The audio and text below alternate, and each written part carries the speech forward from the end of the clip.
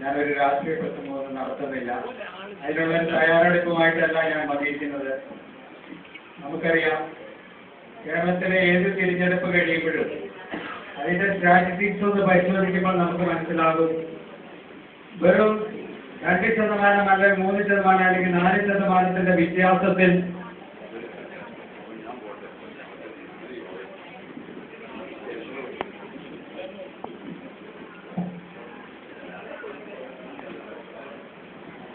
വളരെയധികം സീറ്റുകൾ എന്ന് പറഞ്ഞാൽ ഇവിടെ LDF-ഉം UDF-ഉം തമ്മിൽ വലിയ അന്തരമില്ല, ചെറിയ വ്യത്യാസങ്ങൾ മാത്രമേ ഉള്ളൂ.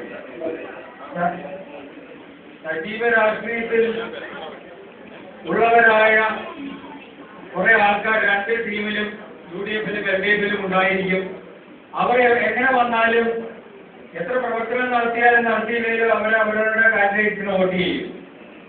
അങ്ങനെ ഒരു പരിസ്ഥിതിയാണ് നമ്മുടെ കേരളത്തിലുള്ളത്. പക്ഷെ നിഷ്പക്ഷരായിട്ടുള്ള ഒരു 10-20% ആൾക്കാർ ഇവിടുത്തെ രാഷ്ട്രീയ സ്ഥിതികളും സാമ്പത്തിക സ്ഥിതികളും ഒക്കെ നല്ലപോലെ പഠിച്ചിട്ട് അതനുസരിച്ച് വോട്ട് ചെയ്യുന്ന കുറെ ആൾക്കാരുണ്ട്.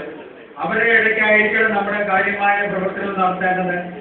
നമ്മൾ പാർലമെന്റ് തിരഞ്ഞെടുപ്പിലും അതുപോലെ തന്നെ പഞ്ചായത്ത് തിരഞ്ഞെടുപ്പിലും വൻ വിജയങ്ങൾ നേടിയെന്നുള്ള ആത്മവിശ്വാസത്തോടുകൂടി നമ്മൾ കാര്യമായ പ്രവർത്തനങ്ങൾ നടത്തിയില്ലെങ്കിൽ നമുക്കൊരു വൻപം ഭൂരിപക്ഷത്തോടുകൂടി നമ്മുടെ ഇപ്പോഴത്തെ MLA നമുക്ക് വീണ്ടും ജയിപ്പിക്കാൻ സാധിക്കുകയില്ല. അങ്ങനെ നടക്കണമെങ്കിൽ നമ്മൾ വളരെ ചിട്ടയായും സജീവമായും ഒരു നല്ല പ്രവർത്തനങ്ങൾ നടത്തണം. കാരണം കേരളത്തിലെ രാഷ്ട്രീയ സ്ഥിതികളിലൊക്കെ അല്പസ്വല്പം മാറ്റങ്ങളൊക്കെ വന്നിട്ടുണ്ടെന്ന് എല്ലാവർക്കും അറിയാവുന്ന കാര്യങ്ങളാണ്. അപ്പോൾ അത് മനസ്സിലാക്കിക്കൊണ്ട് നമ്മളെല്ലാവരും ഒറ്റക്കെട്ടായിട്ട് നിന്ന് വളരെ ചിട്ടയായി ഭംഗിയായിട്ട് ഊർജ്ജസ്വലതയോടുകൂടി പ്രവർത്തനം നടത്തണം.